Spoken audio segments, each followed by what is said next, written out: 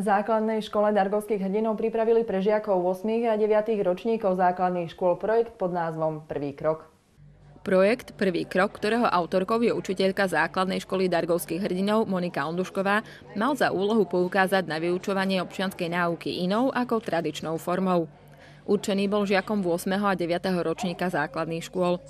Pozvanie naň prijali učitelia so svojimi žiakmi zo základnej školy Kudlovskej, Pugačevovej a zo základnej školy s materskou školou internátnou s vyučovacím jazykom ukrajinským. Žiaci sa v priestoroch základnej školy Dargovských hrdinov, adekvátne tematicky vyzdobených, zaoberali otázkami práv dieťaťa, diskrimináciou niektorých skupín žiakov a všeobecne ľudskými právami a ich porušovaním.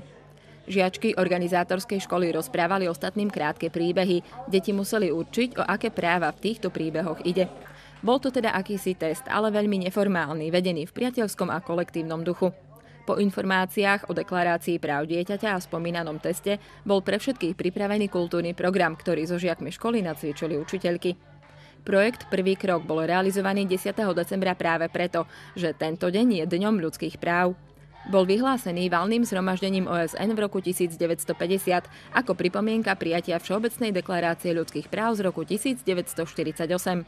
Slúži ako oslava ľudských práv, ale rovnako v tento deň poukazujeme na prípady ich porušovania.